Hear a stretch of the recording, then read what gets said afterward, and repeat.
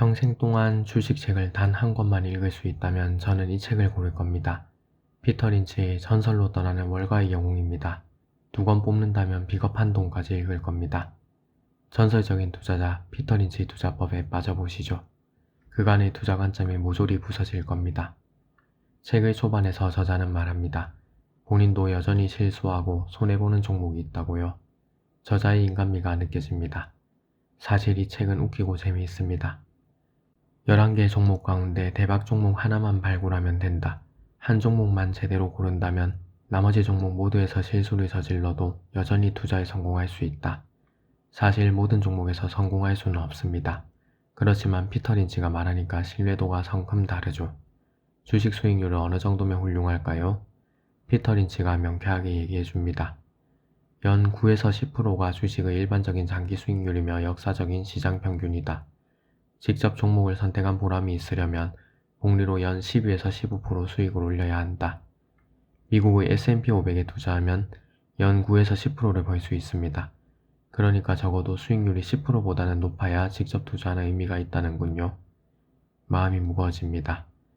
참고로 전설의 투자가 피터 린치는 연평균 29.1%의 수익률을 냈습니다. 종목은 몇 개나 사야 할까요? 일전에 들은 얘기인데요. 개인 투자자는 5개 정도가 적당하다는 얘기였죠. 하지만 사다 보면 주식 종목이 무한정 많아지더군요. 피터 린치의 조언을 보시죠. 한 종목만 보유하는 것은 안전하지 않다. 최선의 노력을 기울였더라도 당신이 선택한 종목이 예기치 못한 상황에 희생될지도 모르기 때문이다. 소규모 포트폴리오라면 나는 3에서 10개 보유하면 마음이 편할 것이다. 저는 재테크 채널에 자주 시청했는데요. 하루에 2~3시간이 훌쩍 가곤 했죠. 그래도 하루를 정리할 때는 묘한 만족감이 있었어요. 오늘도 여러 정보를 수집했다 라고요. 그래도 제 주식이 오르진 않더군요. 피터 린치의 조언이자 원칙입니다. 일단 스스로 투자하기로 마음먹은 다음에는 혼자 힘으로 투자를 해야 한다.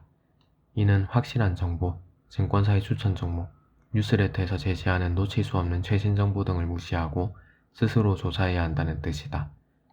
피터 린치 같은 권위자들이 사고 있다는 종목도 무시하라는 말이다. 추천 종목에 목맬 필요는 없습니다.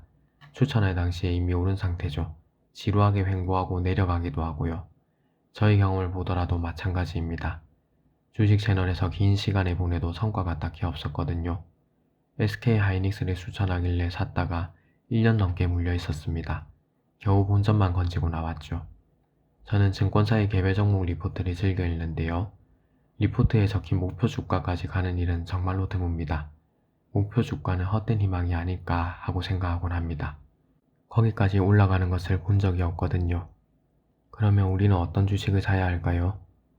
진정한 역발상 투자자는 시장이 가라앉을 때까지 기다렸다가 아무도 거들떠보지 않는 종목, 특히 월스트리트가 하품하는 종목을 매수한다. 나는 훌륭한 기업의 주식, 특히 저평가되었거나 소외된 주식을 사야 한다고 믿는 사람이다. 피터 린치의 투자 철학과 황현희 작가의 투자 철학이 상당히 흡사합니다. 시장에서 소외된 주식을 선점한 후 빛을 볼 때를 기다린다 라는 것이죠. 저는 두 책의 영향을 받아서 PBR 투자법을 많이 활용하는데요. 5년치 PBR을 분석해서 PBR이 상당히 떨어졌을 때 매수합니다. 주가가 평소보다 저평가되었다는 것이고 사람들이 외면하고 있다는 의미거든요. 피터 린치는 기업을 6가지 유형으로 분류합니다. 그중 경기순환주와 관련해서 좋은 얘기가 있습니다. 순환주기 잘못된 시점에 경기순환주에 투자하면 투자액의 절반 이상을 순식간에 날릴 수도 있으며 주가가 다시 상승하려면 몇 년이 걸릴 수도 있다. 경기순환주는 주식의 모든 유형 가운데 사람들이 가장 많이 오해하는 유형이다. 믿음직한 대형 우량주와 혼동하기 쉽다. 삼성전자가 계속 오르길래 큰돈이 투자했습니다. 저뿐만이 아닙니다. 많은 사람이 삼성전자에 투자했죠. 그런데 삼성전자는 대형 우량주라기보다는 순환주입니다. 나쁜 시점에 들어가면 몇 년에 물리는 수가 있어요. 저는 삼성전자에 아직도 물려 있습니다. SK하이닉스도 현대차도 마찬가지로 경기순환주입니다. 이런 주식은 사이클을 잘 보고 진입해야 해요. 피터 린치는 구체적으로 어떤 주식을 좋아할까요? 로봇, AI, 반도체, 2차전지 등 소위 말하는 인기 업종에 투자하는 것일까요? 저는 여기서 피터 린치를 크게 오해하고 있었습니다. 최첨단 기술로 세상을 선도하는 기업에 투자하는 줄 알았어요. 비록 적자투성이어도 폭발적인 성장 가능성이 있다면 과감히 돈을 투자하는 분일 거라고 생각했죠. 책을 읽고 나서야 엉뚱한 오해였음을 깨달았어요. 나는 플라스틱 나이프와 포크 같은 저성장 업종에 투자하는 편을 더 좋아한다. 성장 정체 업종이야말로 대박 종목이 탄생하는 곳이다. 지루하고 혐오스러운 성장 정체 업종은 경쟁이라는 문제가 없다. 고성장 인기 업종에는 아주 똑똑한 인재들이 구름처럼 몰려든다. 성공하자마자 모방자들이 몰려들 것이다. 인기 업종은 경쟁으로 박터지죠. 삼성전자에서 뭔가를 개발하면 중국에서 비슷한 것을 만들고 2차 전지 업체가 새로운 배터리를 개발하면 또 다른 회사에서 더 좋은 것을 만듭니다. 많은 회사가 역사의 뒤안길로 사라지기 마련이죠. 책에서는 가장 어리석고 위험한 12가지 생각이라는 파트가 있습니다. 하나하나가 주옥 같아서 마음만 같아서는 다 넣고 싶네요.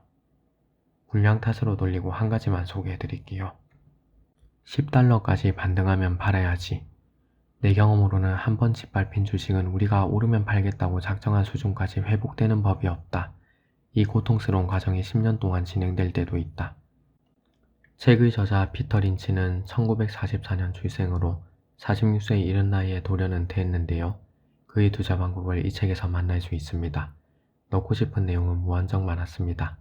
특히 칵테일 파티 이론, 6가지 유형 주식의 세부적인 내용, 적정 PER을 계산하는 법, 피터 린치가 좋아하는 주식의 완벽한 속성 13가지, 피터 린치가 피하는 주식, 최적의 매도 시점, 가장 어리석고 위험한 12가지 생각은 꼭 넣고 싶었는데요. 분량 관계상 이쯤에서 줄여야겠습니다. 피터 린치는 3권의 책을 썼는데요. 나머지 책은 기회를 봐서 리뷰하도록 하겠습니다.